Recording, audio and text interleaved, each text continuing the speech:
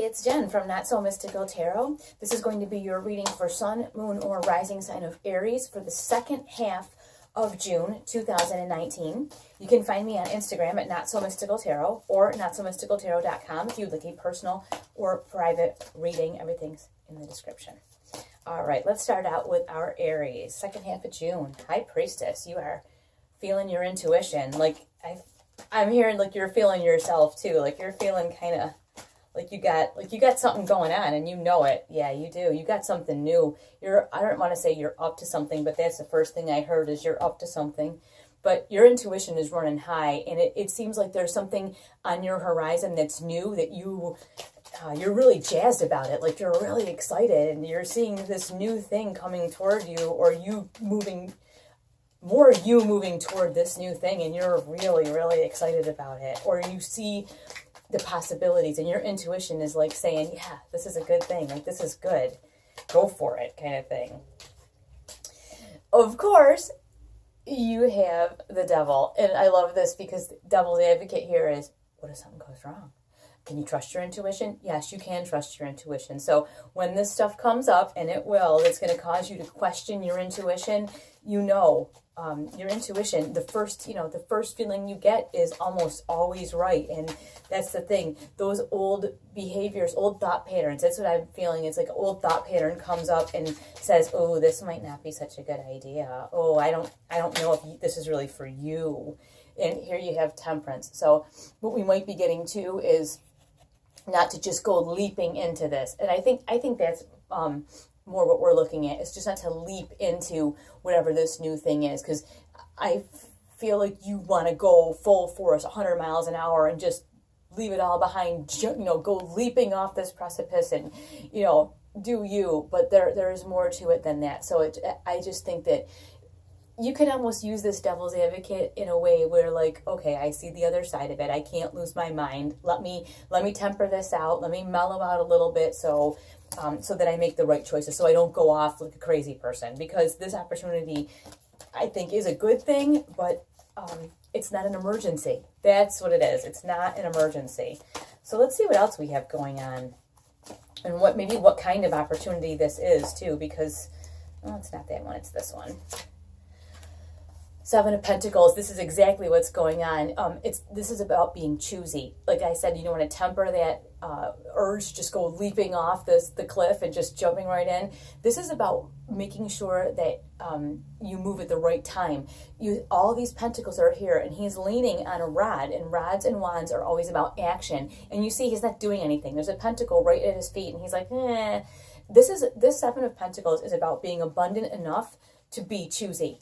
To say, this doesn't really work for me. This doesn't fit me. I don't want this. I'm not going to accept this. This is not for me. So I think that's what we're focusing on here, is about being choosy and not jumping at the first thing that comes along, because your intuition's telling you that it's coming and it's something good, but not necessarily that you need to go leaping toward whatever it is. It's okay to just take your time, make a thoughtful decision, decide if this is right for you or not.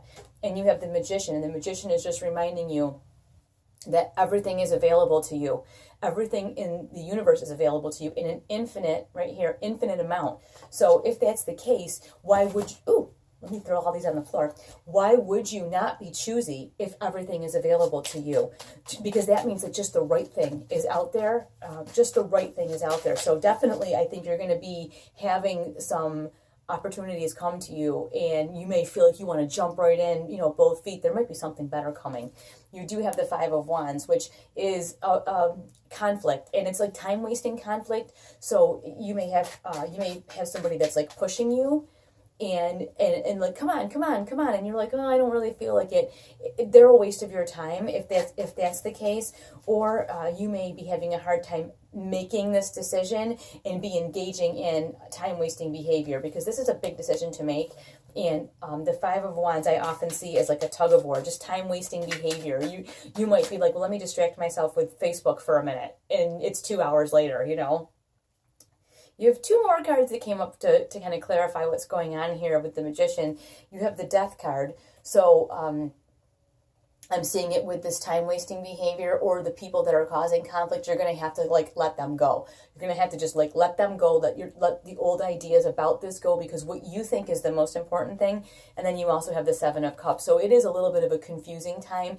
I think, especially with the Magician, because everything is available to you, it's almost overwhelming. And you may be having a hard time or feel conflicted about making this decision as well.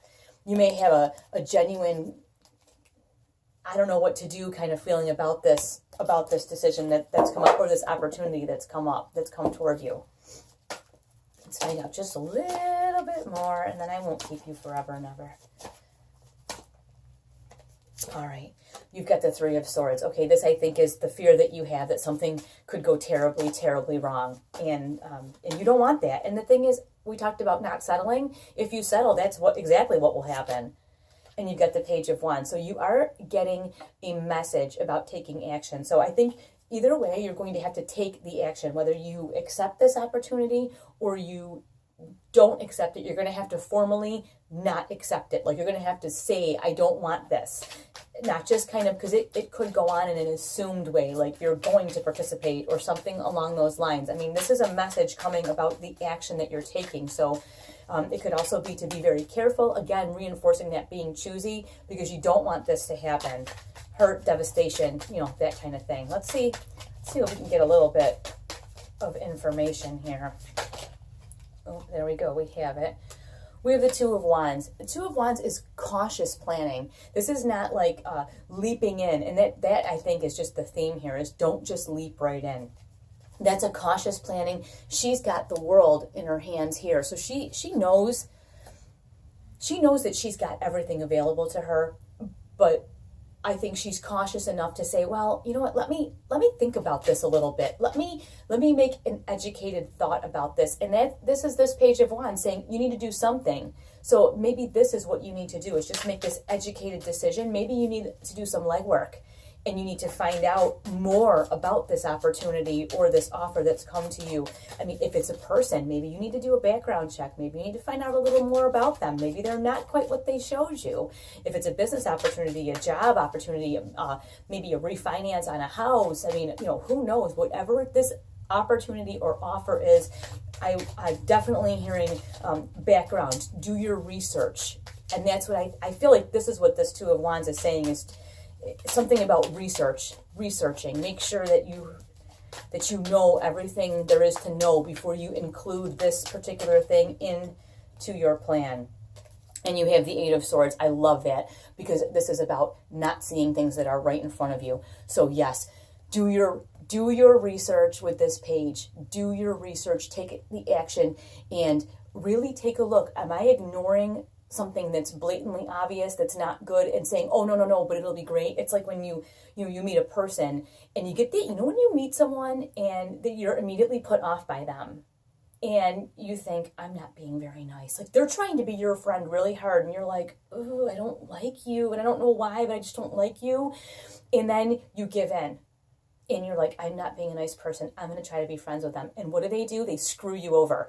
So it's like, you always know, and that goes back right to what we talked about in the beginning about your intuition. You always know you have this opportunity. It looks great, but let's do the research. Let's really find out. Let's examine it. Let's just, continuing with that example, let's say that you did meet someone and you had that icky feeling. Maybe that means you really got to do a background check on them, really find out about them, talk to other people, look at their social media. I'm not above that. Do whatever you have to do. Same thing with a job opportunity. Maybe you refinance something financial, research that company. Who are these people? That's all I'm saying. I hope that you have a wonderful second half of June. Thank you so much for watching. Your likes, subscribes, and shares really help me know what content to provide to you. So I appreciate them so much.